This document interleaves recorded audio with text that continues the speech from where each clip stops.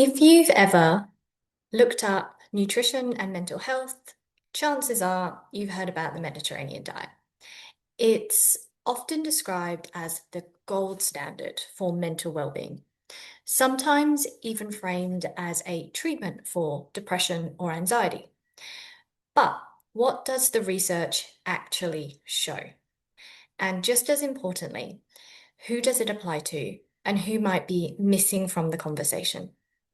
Hi, I'm Dr. Jessica Bates. I'm a researcher in nutritional psychiatry, and today I want to talk you through what the Mediterranean diet is, what the evidence says about mental health, and what the findings don't mean. And finally, why this research needs more nuance, especially for neurodivergent adults. So, first, a quick reset, because the Mediterranean diet is often misunderstood. So it's not a strict meal plan or a list of good or bad foods. In research, it generally refers to a dietary pattern that includes a high intake of vegetables, fruits, legumes, nuts, and whole grains. Olive oil is the primary fat source. There's a moderate intake of fish and seafood, and lower intakes of red and processed meats. There is minimal ultra-processed foods. Importantly, it's about patterns over time, not perfection at every meal. Now, that distinction really matters because a lot of public messaging turns this into an all or nothing approach that doesn't reflect how research actually works. So, what does the evidence say?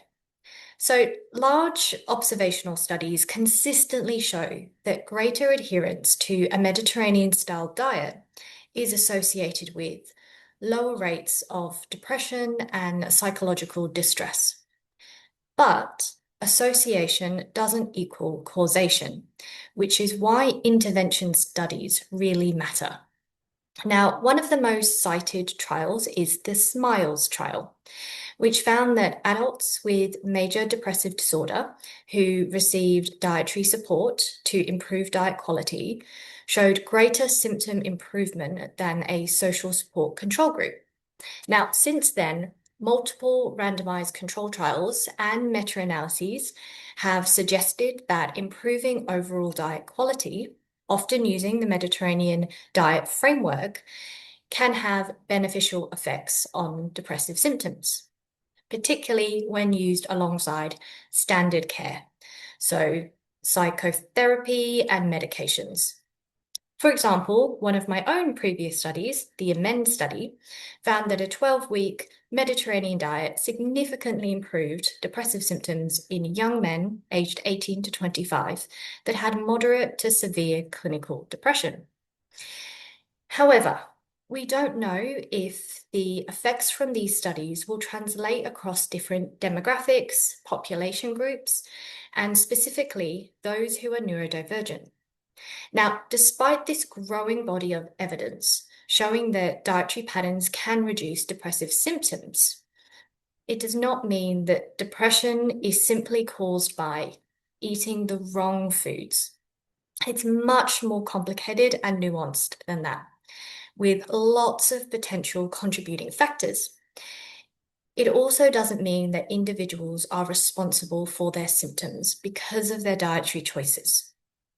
Now, most of these studies involve a dietitian or a nutritionist to support the participants. They include gradual changes and contextual understanding, not just telling people to eat better. And crucially, many of these trials exclude people with eating disorders, severe sensory sensitivities, high supports needs, or complex neurodevelopmental profiles, which raises an important question. Who is this evidence really for? Now, this is where my own current research focus comes in. So most Mediterranean diet studies assume a couple of things: flexible food preferences, access to a wide range of foods, capacity for planning, shopping, and cooking, and mineral sensory barriers. For many neurodivergent adults, particularly autistic adults, these assumptions don't hold true. So, sensory sensitivities, executive functioning differences, food rigidity, burnout, or financial or energy constraints all shape eating patterns. So, if we promote dietary models without acknowledging these realities, we risk increasing shame, reinforcing exclusion, and designing interventions that work in theory, but not in practice. The problem isn't that neurodivergent people aren't following the diet properly. The problem is that the diet model hasn't been adapted for them. So rather than asking, can everyone follow a Mediterranean diet? A better question is, what elements of this dietary pattern support mental health, and how can they be adapted safely, flexibly, and realistically? So, for example, supporting nutrient adequacy without food moralizing, focusing on addition rather than restriction of certain components into a diet, prioritizing predictability and safety around food and eating, and recognizing that mental well-being is shaped far more than just food alone.